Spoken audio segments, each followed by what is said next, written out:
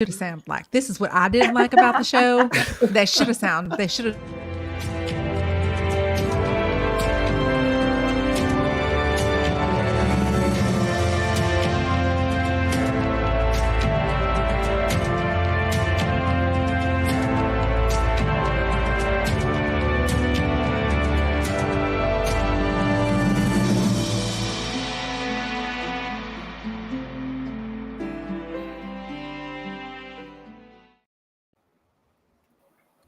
Hey, welcome Hello. to the Black Tower podcast, the Hello. Gathering Madness. We're all here to talk about changes in the Wheel of Time, season 2 from the Exactly. books. Who wants to go first introducing themselves? I think you should because you sounded You're already fantastic. talking. Yeah, you're all over it. Yeah. Hey, I am WineSpring Cafe. You can find me on X at WineSpring Cafe, and I have the hashtag WoTEats, where you can find all the recipes that are delicious based on the books and the TV show of the Wheel of Time. So check it out. Sara, you go. Okay. I'm Sara, also known as Celtic Mist on the interweb. I am part of WoTSeries.com, and we talk about Wheel of Time TV show news. And we don't stalk anybody. That's a lie. Go up to, I'm assuming Beth is above me for everybody else. Hi, I'm Beth Domon, and I am a WoT superfan since 1991. And I play video games on Twitch regularly. You can find me on Twitch TV, Beth Domon. I also recently started doing reaction videos on YouTube. So you can also find me. I'm also Beth Domon on YouTube. I've reacted to the last 4 episodes of season 2 because I was recovering from surgery and the first 3 came out. And I'm starting reactions to One Piece live action series, which is actually very entertaining. Yes. So glad to be here. Hi, I'm Jim. I'm in the summer months. I'm Way of the Heron. I do the sword forms from the Wheel of Time. It's very cold at the moment, so I'm hibernating my channel for a little while. But yeah, you can find me on YouTube. Actually, I'm doing a lot of D&D online at the moment now. We have a podcast, so Dylan and myself from Way of the Heron are playing a lot of it. It's Hearthfire Tales. It's Irish D&D. You can find us anywhere you get your podcasts. But that's what I do. I don't have a hashtag, but I did bring a sword, just in case. Nice. I mean, I brought a snack. I mean, I don't know. I brought It's pretty alcohol. cool to you, right? I think I have none of those things, but I have books. So You have so many books behind you. Yeah. Okay, so Jill, we were talking a big game on X just a moment ago about how super happy you were with this sword forms. I was. I mean, do you want to just go hard and let us know what's up? Yeah, for sure. I was being an absolute keyboard warrior, though, just so you know. Yeah, I'll jump in then. So we're doing likes and dislikes, right? So Yep. I'll do my like first because I'm going to spend a lot less time on that than I am on dislike. Oh, But overall, I'm really enjoying the show. My favorite change from the book so far is the way they're handling Dark Friends. I think it's really, really well done, and seeing the depth of characterization, and that they're not just the evil people. That we're seeing here's a really human reason somebody might be drawn over to the dark side of things, and here's how they lure good, light-fearing individuals over to do nasty shadow things. So absolutely all the stuff with Leandrin and Min and all that kind of stuff. I think that's absolutely great and love to see it. But now on to my change I don't like. Oh, hey Rob, how are you? Hey, Rob, good. introduce How are you yourself. guys? Welcome. yay, Rob. Can you guys hear me okay? Yeah. Yeah. Out of the way. Okay. Full mic. I am Rob Christensen. I am the author and editor of the Weekly Wheel News and Randland's only reliable news source. If you don't believe it, you're a dark friend. And I also make t-shirts and such. Which I happen to be Very wearing good. one today. Woo. And I have your map just right over here hanging on my wall. It's huge. Take Oh yeah, I drew a map. It's I awesome. forgot. I really liked the recent one, the Cawthon locksmithing one. I thought that was very good. Oh, thank you. Okay, I'll rage very quickly, but it's not really rage. Oh my god, I can hear myself. So so obviously on brand for me, right? The sword forms, or lack thereof, is my change that I don't like so far. I think just in general, I found the sword fighting in the show just to be like a little lacking. And it's a very niche complaint, and it's just a me complaint. And there's lots of stuff that I do like in it with swords, but I feel like the sword forms, again, this might be biased just to me because I was reading them as I was doing karate and learning the sword as a kid and stuff. And I was like, I'm going to learn that. I'm going to work out what that is. But then I was very excited to see them all in the show, you know? And I think they were even more present in season 1, even though some aren't named. You could be like, oh, that was definitely sheathing the sword, or that was River undercuts the bank, XYZ, you know? But in this one, like in season 2, notably, there's like, we missed out on the scene with Lan and Rand on the tower at the start of the Great Hunt, which was always great to me. Like, you know, like such a strong opening to the book. And a lot of the land, I'm going to call it land interactions between Lan and Rand. That's a dynamic I would have loved to have seen. And I get why they couldn't do it the way they're taking the story. But even like the way Rand is kind of learning some sword forms from like the guy in the hospital. Errol. Yes. Yeah, Errol. And Yes. I love Errol. The little bit I got of him, I'm like, this is great. But I would have loved if he had shown a little more of it, you know, that you can see, like, it would have been a great scene, right? And this is just me being a total martial arts nerd. But if, like, you could see, like, you know, Rand and Errol in the courtyard, right? And Errol has, like, you know, the fog that he has in his head and stuff. But when he starts doing the forms, he gets clear again, and you can see that focus coming through. Like, I would have loved something like that, but I get it eats up a lot of screen time when they don't have, like, when 2 sentences of like, hey, teach me more sword forms would do the same job. But my big gripe, and I think you all know what I'm going to say, is like, where is my Shan sword fight? Where is it? I want it. I want it. Maybe it's next season. I mean, he's dead, so it's not. But It could be a memory. but again, I want to. Like, they kind of had to cut it, right? Because they didn't build it up at all. Yeah, I mean, that's what I'm going to say. I have to underscore it with saying it would have been you're talking about terrible if they did it. Okay. Yeah, Turok. Yeah, sorry. That's right. Okay, so Rand shows up and he kind of just shoots fireballs and just kills everybody instantly instead of the epic sword fight. So that's the one. Exactly. But Okay. I mean, I get why they did it. He hasn't had any sword training in the thing yet. So for him to go out and beat a sword Even a master, joke. everyone would have been like, Yeah. that wasn't earned, you know? Yeah. I think I was How do joking. you think Turok looked when he was like going into his forms and showing off being a blade master? I mean, he looked great for 2 seconds. I feel wanna like see the him fight with fingernails. I feel like the fingernails would absolutely get in the way, to the point where, like, when we saw the trailer, I put cardboard on my nails. I was like, I don't think this would work. Maybe that's why they cut it. Maybe they did the costume design and they were like, oh, we made a mistake here. But yeah, I don't know. And then just as well, like, warders. I feel like we're not seeing warders at the level of skill they should be at. Like, Lan has lost more fights than he's won in it so far. Somebody fact check me on that, but he's losing an awful lot. And like, I get he's off his game with everything going on with Moraine and stuff, but like, Just a again, bit. Yeah. if you are the greatest swordsman of the age, you know, you're not going to let that affect your muscle memory. I mean, people are often upset in sword fights, so I think the best swords fighter wouldn't let that get to him, you know? So Fair. how many years of experience do you have with swords, just to kind of let us know your... What age am I now? 30, like 17 or 18. I've been sword Okay, so fighting you really for, know what so you're talking about here when you're watching.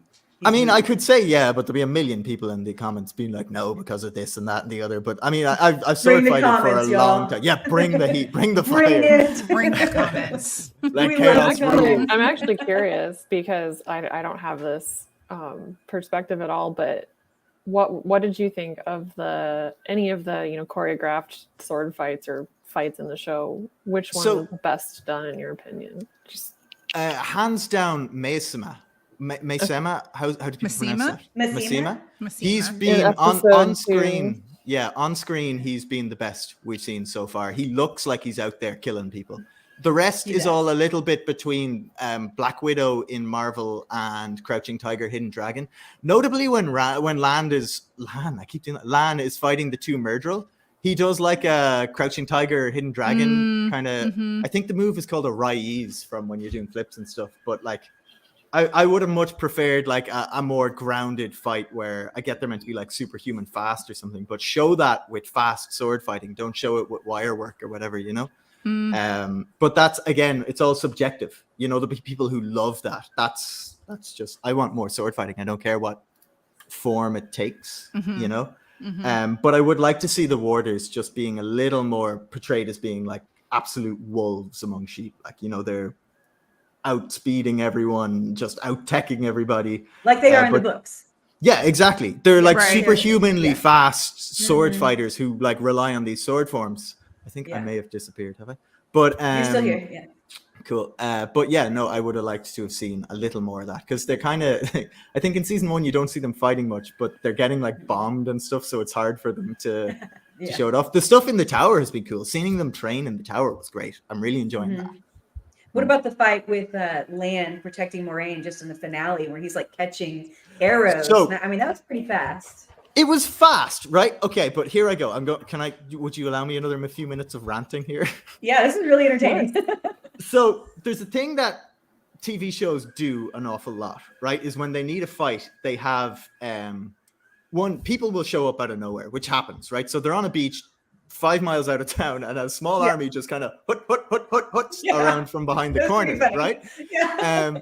I don't mind that. They needed a fight there. It would make sense that he's defending her. That's what warders do. But those huts, they kind of hutted like a good 10 feet away from each other and attacked one by one to give Lan time for his sexy moves. It's true.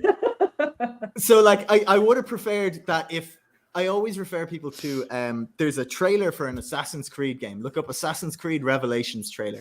That's how I love Assassin's Creed. Yeah, so you know what I'm talking about. It should be like absolute efficient lethality. He should be there, like kill someone, kill someone. Or like when you're playing Assassin's Creed Odyssey and you get to be Leonidas. Yeah, exactly. Or that. Cassandra, or I get it. 100%. Yeah. But it's the lining up and attacking one by one. And the arrow thing, I get what they were trying to show is that like he's got like insane reflexes and stuff. Yeah. But like also he was like 20 feet away from Moraine for the bulk of that fight. And Moraine, like the archer could have just shot her, you know? And then when the fight was over, like he had no way of taking care of that archer. And like, so the archer must have just been like, well, guess I'll just go away then. The guy's on the ground. All right, peace. Although, like, in fairness, to put my arrows. Yeah, like he couldn't run out of arrows. Although I think if I was that archer and I was like, oh, that lady I'm shooting at just took out an entire fleet of ships from like 2 miles out, I might stop shooting at her as well, you know? So I am also just imagining like what they would have seen at the very beginning before, you know, you could see anything happening to the ships, and you just have like this dude and then this lady just like going like this on a beach. Sure. Like, what's happening? How dare you? She's interpretive dancing. I will defend her. Yeah. So I don't know. I'm looking forward to more. I will say the sword form they made up, the heron dips its wing. That was really cool. I really enjoyed that. More of that. Send me more of that where he like goes from having it on his back to in his hand. Make up more sword forms. I'll do the ones from the book if you guys want. You just make up new ones. Fair. Yeah. I mean, sword fighting is super fun to watch. Yeah. Yep. Want to go next, Beth? Okay, so what did I really like? One of the things that I really liked, and I just want to, it kind of piggybacks off of what Jim was just talking about, the moments leading up to, first of all, okay, let me start with what I didn't like and then what I ended up liking, and it's making more sense to me as now the whole season's available.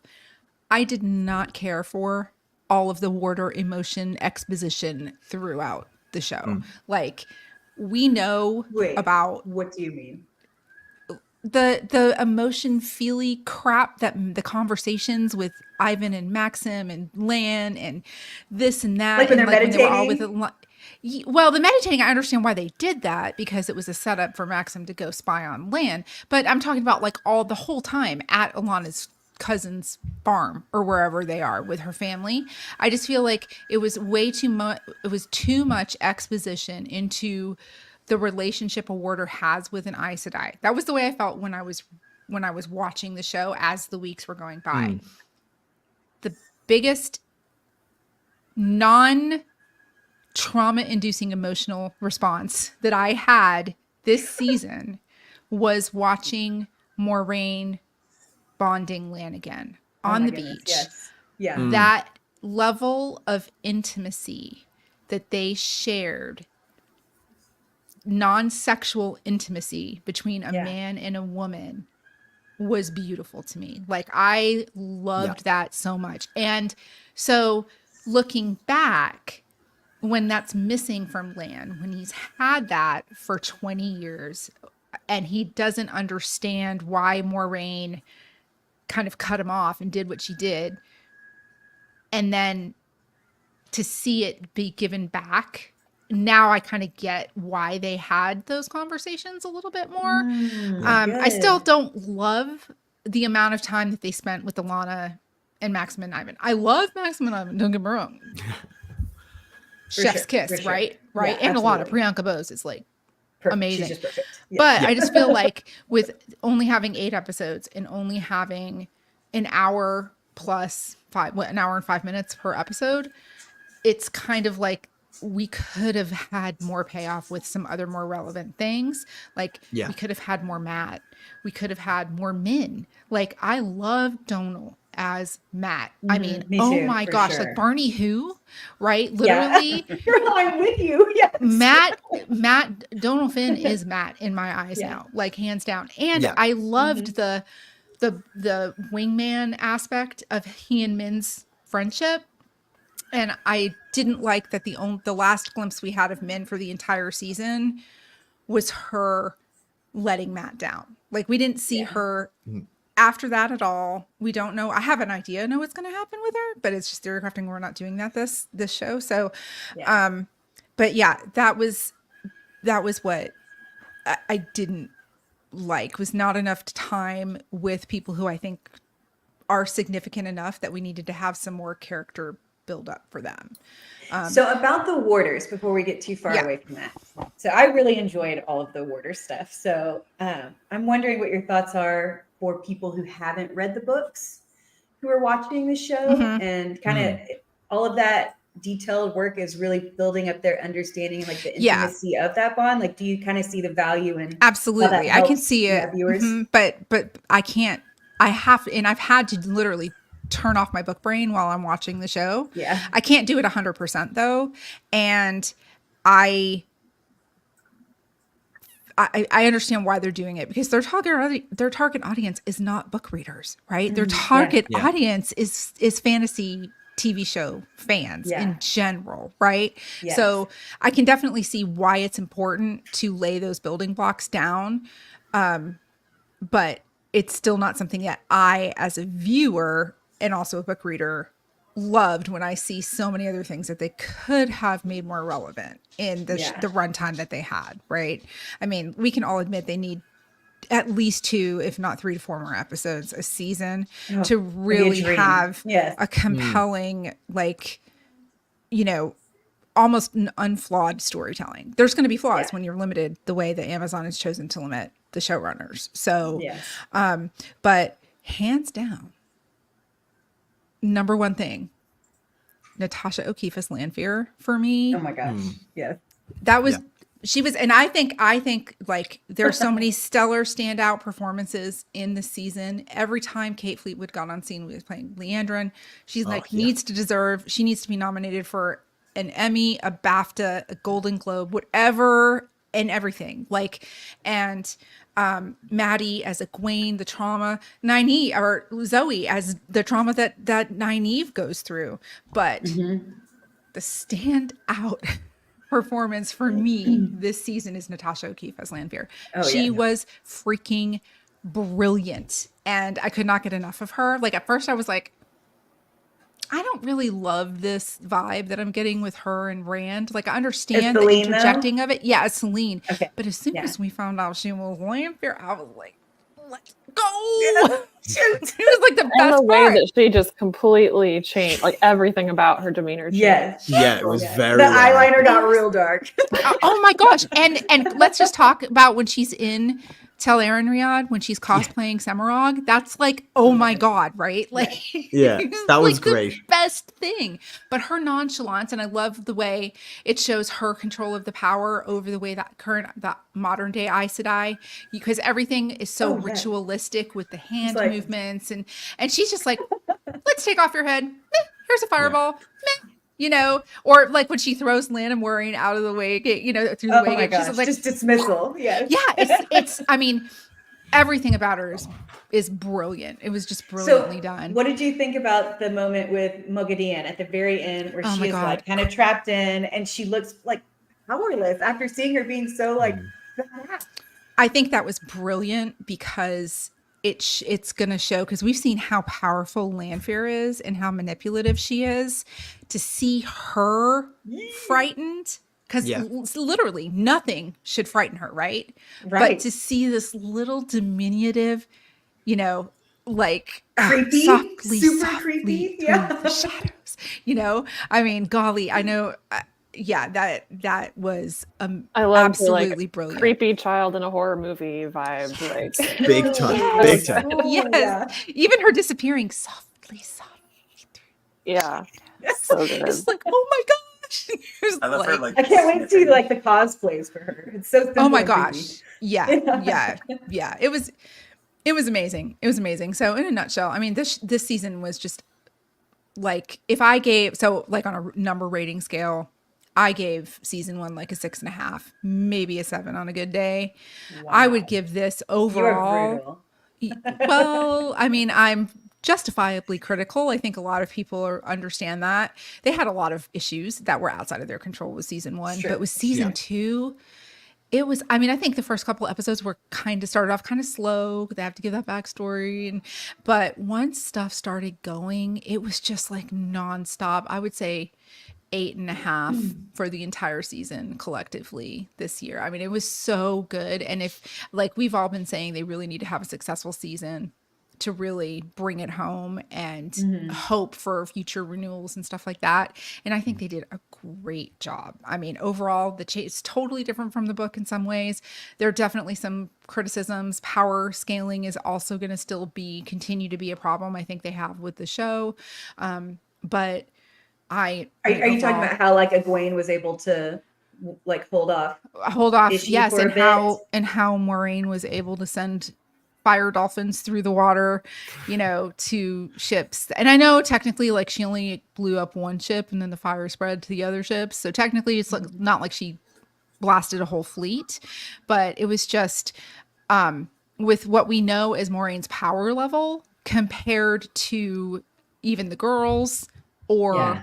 Lanfear, that's a power scaling issue. I think they're going to have, maybe they're going to come back and say Yeah. she had an Angreal and we just didn't know she had an Angreal. I mean, that could easily be explained. To be fair, that was also a problem in the books. It really Yeah. was. Yes. Yeah. That's a Yes. good It was point. justifiable. It was justifiable. But I think that they really overall just did a great job. And I also loved that Nynaeve was powerless in the end of this episode. I know a lot of Oh, people really? were critical of that, but I think Okay. it really shows her block, and it really shows that she can't be the bolt of, you know, explosion of power every single time. And I think that is going to be something, her biggest struggle in season 3 is going to be trying to overcome her mental block. And you know, Zoe can pull it off. It's amazing. They were all great. Yeah. And Kara Coveney also is Elaine. Amazing. She's Elaine. Perfect. Perfect. Oh she yeah, totally is. so good. Yeah. Perfect. So yeah. Awesome. Do you want to go, Sarah? Just kind of go in line here. Let's go down. Yeah. Okay, well, I'll start with what I didn't like then, because I like to save the best for last. I know this one's a bit controversial, but I mean, again, overall, loved this season. Huge improvement over season 1. Like Beth, I also gave it a 6.5 out of 10, and this was definitely at least an 8. But for me, the thing that really bugged me maybe the most, just changes wise, if we're talking, book to show changes, was the whole Egwene thing in the finale. I felt like it could have been, like, if there had just been a couple of small tweaks, it would have been great. Which part of it? It specifically bothered me that she freed herself. And I know that's controversial, and it's not that I... Oh, from Rena with the collar, like being able to choke her Right. out. I mean, and it's like kind of like one of those things like, okay, should the mechanics have worked? Like, should she have been able to touch the Adom? Because they've already made this whole thing about you can't touch anything that you see as a weapon. But that, even in and of itself, it's more just like I feel like her not being able to free herself was very foundational to her character journey throughout the books, and a lot of the reason that she does what she does is not just because she was captive, but because she couldn't get away.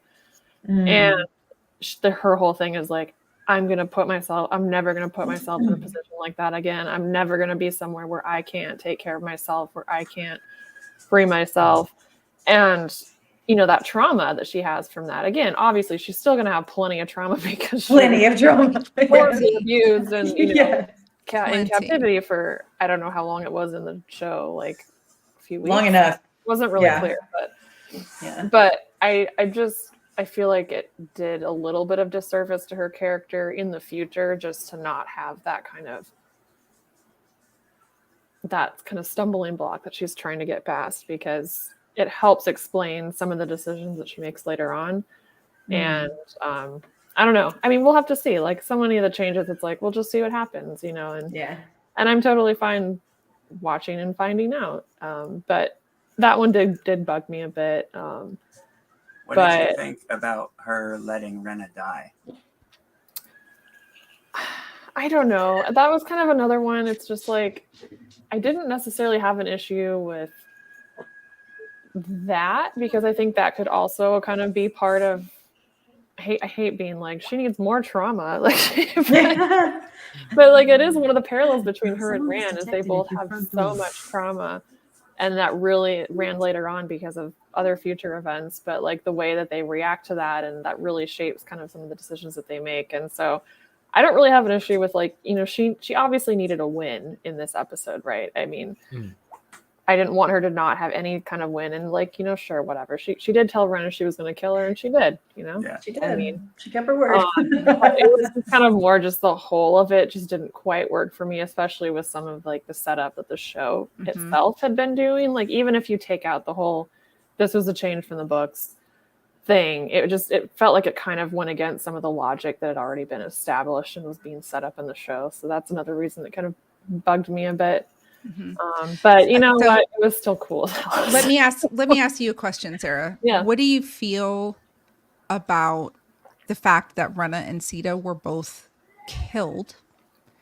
So none of the remaining Shan-Chan are going to find a Suldam in a Damane collar, which I thought was one of the really necessary plot points from the books. Yeah. What do you think? How do you think they're going to spin that? Because, the whole thing is like Rena and Sita were found by Beth Domon, right? And that's what led to their secret and how they ended up, having to travel with Right. I mean, I think that there's other ways that can be, because I mean, they kind of, well, who knows what the actual result of it is going to be, but it really felt like the Shan-Chan were pretty well wiped out in this.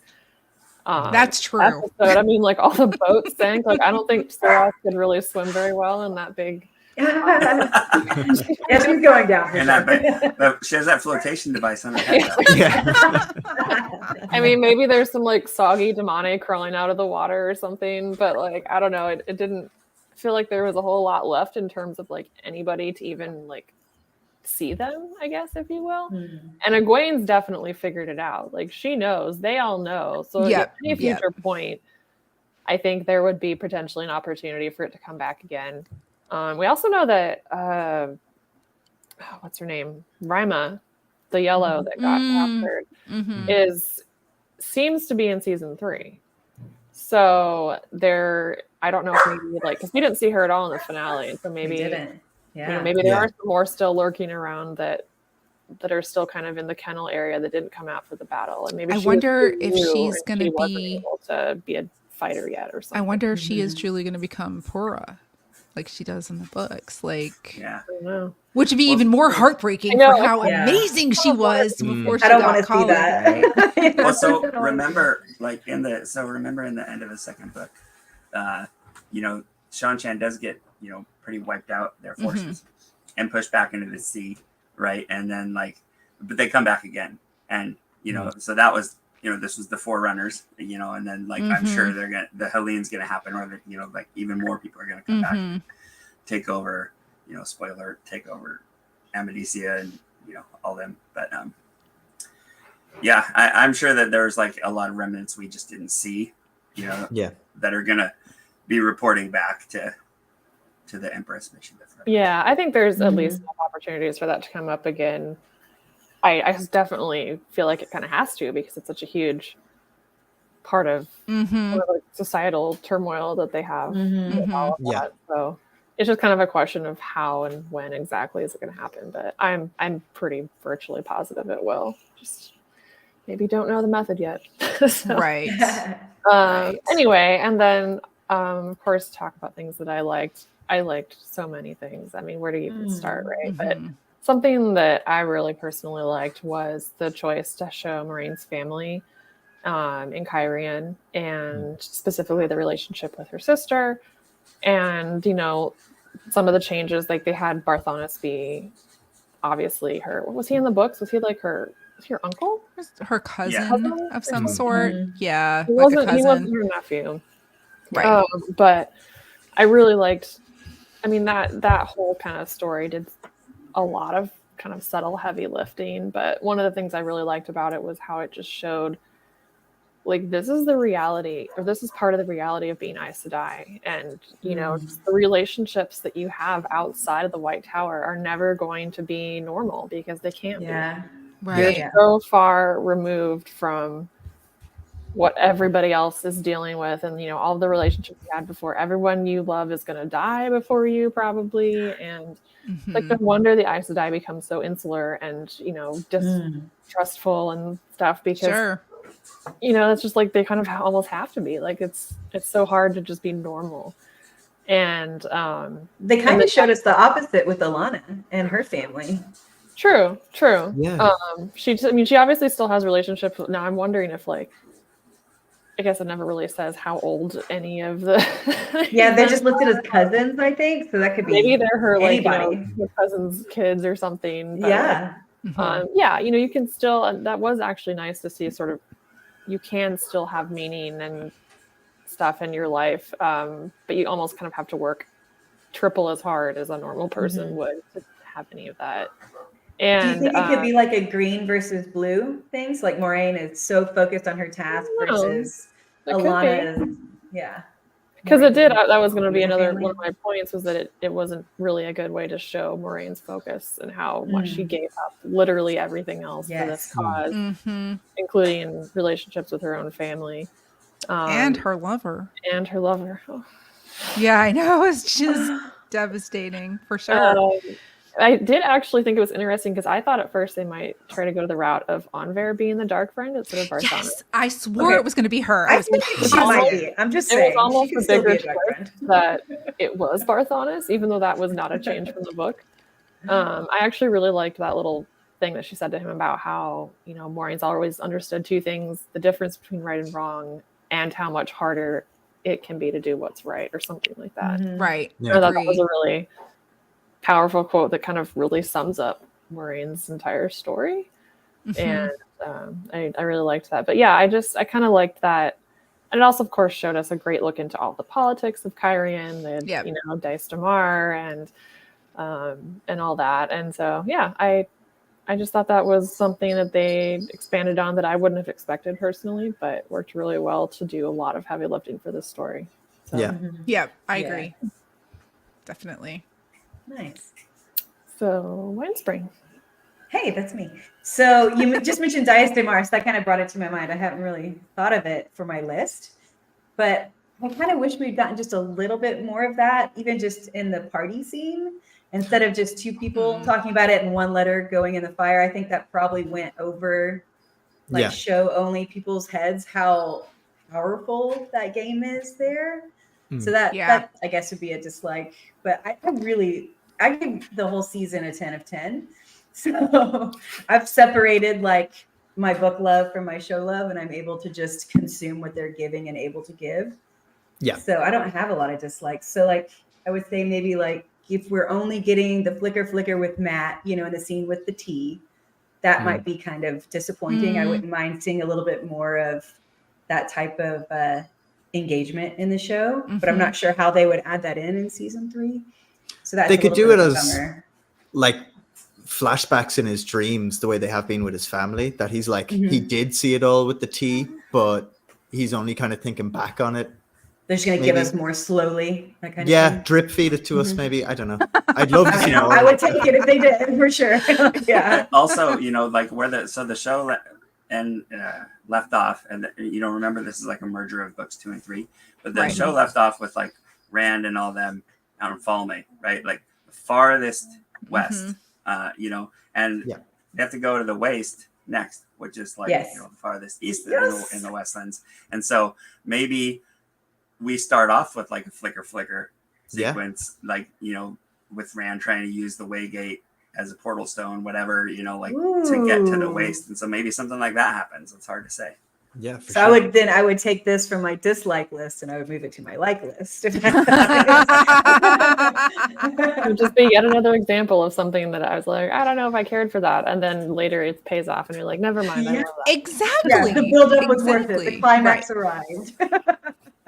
Okay, so one more dislike would be with Ingtar, not really knowing if he was a smart friend or not. And then even if he was, his like epic heroic moment, you know, at that choke or whatever it's supposed to be where he defends, he got killed like really fast, and like everyone he was defending was still there. So he just got slain for nothing. Yeah. It did look a bit silly that he was like, for the light, and then for just cinema. You know, even if they had something like Massima telling him, you know, may the last embrace of the mother welcome you home or something before he took off, because it's just like everybody took off and left him dead, you know, like they zoom in and he's just like, didn't they like turn around like not that far and like see him die? Yeah, So it was. They were still very close. He didn't hold them off. One man can hold 50 in this. Yeah. No. It It was Can like I interject? and then 2 guys came up and bring the sword stuff back. So another thing about sword forms, aliens. No, the sword forms were used as a narrative drive sometimes, and the heron waiting in the rushes is a really big part of that. That it's like this self-sacrificial form where it's like, you can get them, but you're guaranteed to XYZ, and that, you know, you're kind of guaranteed that you die too, but it's a 100% I need to take that person out of the fight, and I'm going to do it if it's worth it, you know? Yeah. That payoff. Like superhero movement. Yeah. Or 100%. Yeah. It's like, you know, it shows that they train, and especially like the Borderlanders all know this, that like there will come a time when you need to do this to save someone or to, you know, XYZ. But instead we didn't get that. I would bet a lot of money that they had filmed some more content for that was cut, because it felt like there was a lot of stuff that got cut there.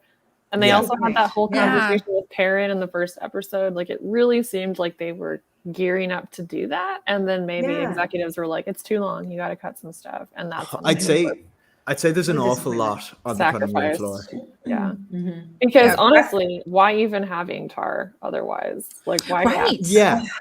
That's like, he had some really good lines though this season. Oh, for sure. Great. But you could have given any of that to like Massima, for instance, who actually has a role later on. Yeah. Because, you know, like they even alluded to it when, you know, he's talking with Perrin before they find the door draw, right? And you know, he's like, door draw. Who knows why? I love it. Because like who knows why people do the things they do? Maybe and he had a you're reason. like, why is he making an excuse for Fane? But then you're like, oh, even when he's burying the guy, he's like, there's a big element of like, okay. I just want to make sure everyone knows what you're talking about. Okay. Yeah. Sorry. Go ahead, John. I was just saying, even when he's like, when they're burying the guy, and he's like, why are you affording him this honor? You know, there was like a whole thing of like, almost like, you know, Frodo and Sam when he's like, I need to know you can come back kind of thing when he's helping Gollum. Like, I thought they were setting up for that kind of vibe. Right. but they Yeah. just didn't touch Which on it. is why I'm even more convinced that they had originally planned to do that and maybe even shot it, and then they just couldn't. They fit couldn't it do in it. something Director's Maybe we'll cuts, get please. extra. Yeah, or Director's cut. There cuts, we go. please. Yeah, because the For the Light battle cry would have been so much more impactful if it was exactly. like, Yeah. you know, Yeah, you for sure. shadows. I For have sure. no Like, proof I of was- that, but it's just my suspicion. So Mm. I was Mhm. thinking about it after the episode, having remembered, intimately reading those moments in the book and like crying, Mhm. like finding out he was a dark friend and he needed that redemption, like loving him even more and hoping he gets the redemption, and that was definitely lost with them not making it obvious that he was a dark friend needing that. Agree. So 100% agree. still give the show 10 of 10, obviously, but yeah, so that's my dislikes. So likes are Varen. I love everything. yes. Oh my god. Because she is so subtle in what she's doing, the Mhm. little long stares, the questioning, the moment where she stops and looks at the switches in Shiriam's office. Mhm. I don't know if y'all caught that. Yep. Hysterical. Yep. Like her moments are just they're light and fun, but they're also so directional. So many layers. Mhm. Too. Yeah, Mhm. so directional. And I'm sure y'all saw the gifts that the Twitter of Chaos is giving out. Like they're giving out like her little journal, so we can like take little notes. And it's such a fun like point to the future when she's going to give that journal to Egwene, and we're going to see her sipping some tea. That is. I'm really looking forward to seeing like all of her work come to fruition. Really pay Yeah, out. for sure. Mhm. And the writing in all the scenes was really good too. Like the way that they so subtly made it so like she could have been lying, but she also could have not been lying. Oh and, my if you knew what gosh. you're looking for, you would know. But like, Did you watch it multiple times, or did you catch Okay. it like the first watch that she was? I caught some of it first watch, but then when I would rewatch it, I was just like, oh my god, that's so good. Yeah. I had to watch it like 3 times to totally pick up how she got around, Mhm. around Also that. made me wonder if she made any new entries to her little journal after some of that I conversation. bet she did. Yes. Well, the only thing that I didn't like about that, and it wasn't even Baron, it was, when she said, "Well, I'll take a shield," and you go because Amrlin called you, like, and you don't really think too much about it, but then the next scene, like, I just felt like when Lyanna was there and telling the Amrlin, then it was a little too on the nose for me. I thought, like, They made it really obvious then. Yeah, Yeah. and maybe other people wouldn't pick that up, but there's been several times throughout the show where they.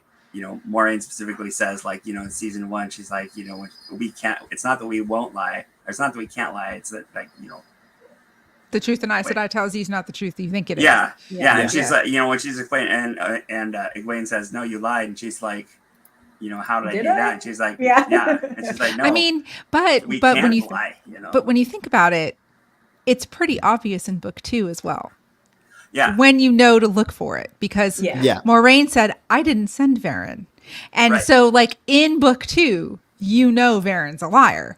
In here, she didn't really lie. She was like, that's an order.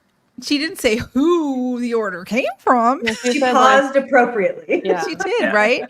So she is masterful in nuance, right? In nuance of speech and mannerism, which is brilliant. And I love the fact that they merged Van Dien with her, because I thought that was like overlap that wouldn't be necessary. I actually called that before the season came out. I said they're going to get rid of Van Dien and Adelius. They kept Adelius, but that's okay.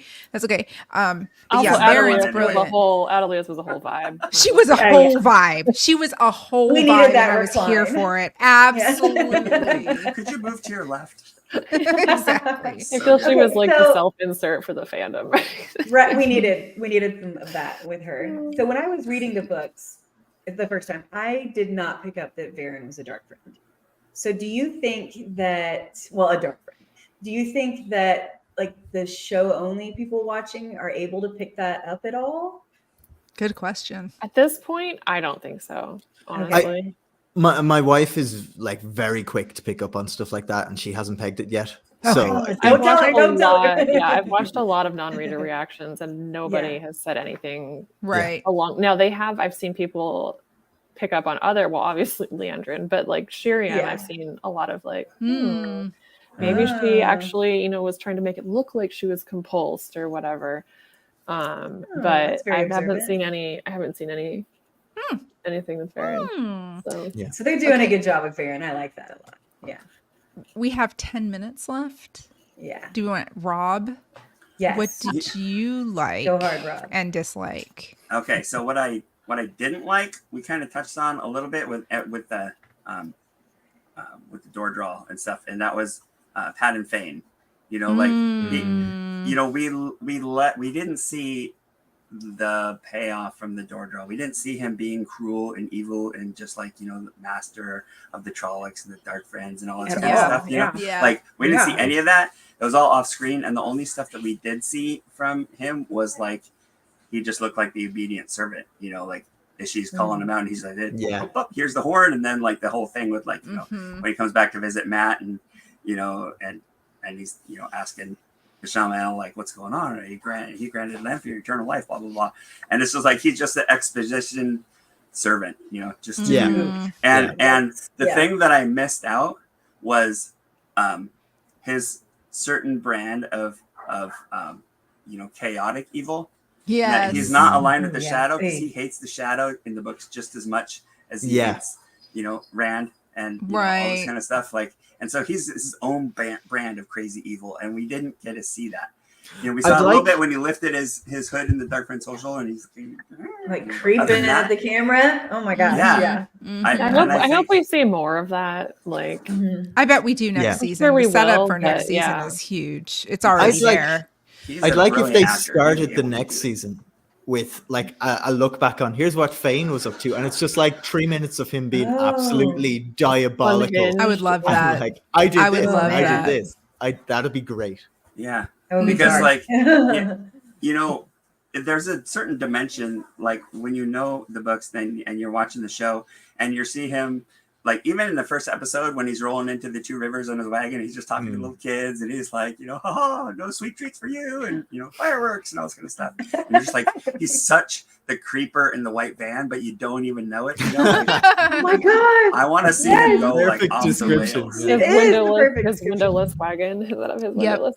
Yeah, Yep. and the whole, like, you know, the tie with Shatter Logoth in the first season, you know, they inserted his whistle there because we didn't get Mordeth, but we know that he was there and something happened, and that's like, you know, the whole his whole Mhm. thing with the dagger, and we haven't seen any of that, and it's just like, yeah, maybe they'll start adding that in, you know, to Mhm. kind of up his level of you know, presence in the show, but Yeah. I Mhm. think it's kind of just been a disservice, and I don't even know if they filmed other stuff with him, you know, Mhm. in that vein that they just didn't show.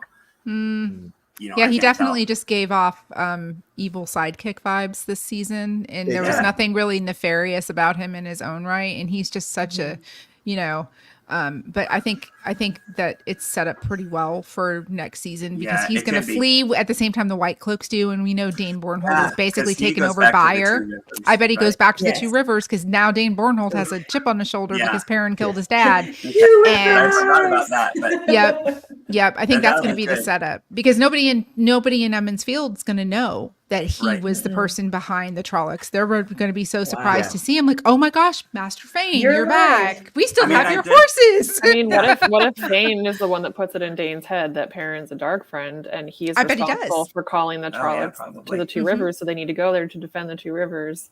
Yeah. And then, of course, Perrin comes back and Mhm. Oh, I that love would be that. I mean, brilliant. I think shenanigans. I think That's that was awesome. the prologue of the third book. I think, as you know, him poisoning the mind of the White Cloaks, and they're Yep. saying, you know, like, no, we're gonna go and Yep.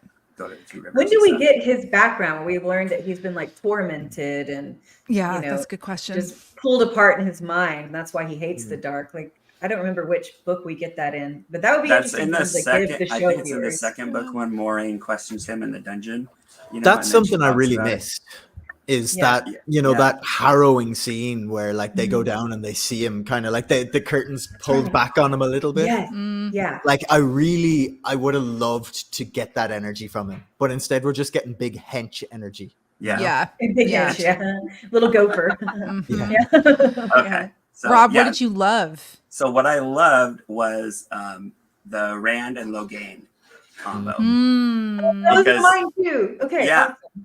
because we that was something that I think would have been really, really good to see in the book, because I think Logain's whole storyline with Leanna and Swan is just lame. Like that whole part where they go and like they get accused of burning the house down, all that kind of stuff is lame. And I think that it would add so much more gravity to what happens later in the White Tower, which I think in the books just felt like an oversight and kind of a tacked on plot line.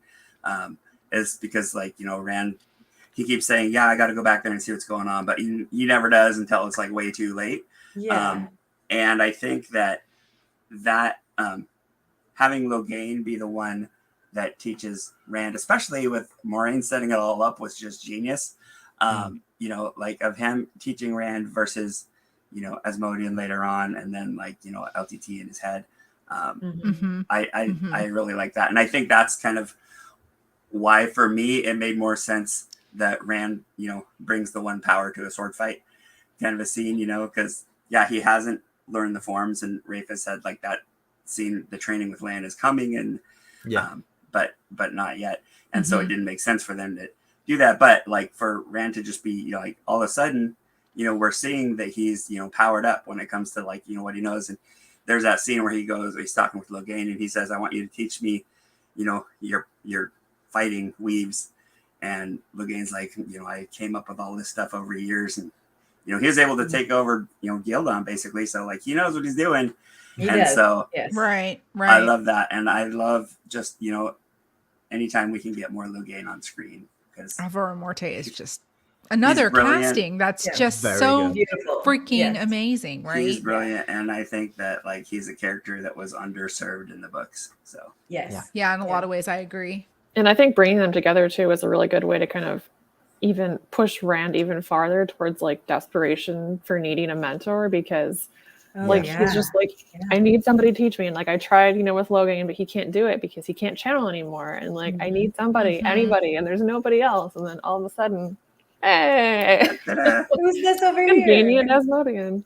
and Lanfear can set that up just like she did in the book. Agrees to it. Basically. That's true. That's true. Mm-hmm. We know how I love like, that, at the end Lanfear was like, the light help you, Rand Althor. She's gonna be in his corner, doing her own, brand of, doing what she wants and not caring about what the Dark One wants. And so, she could very well be setting up, Asmodean or whoever it is to train Randall. So Yeah. Yep. Yeah. did we get mention of Mazrim Taim in the show? I think He we was did. mentioned. He was Yeah. He was dropped. mentioned. Yeah.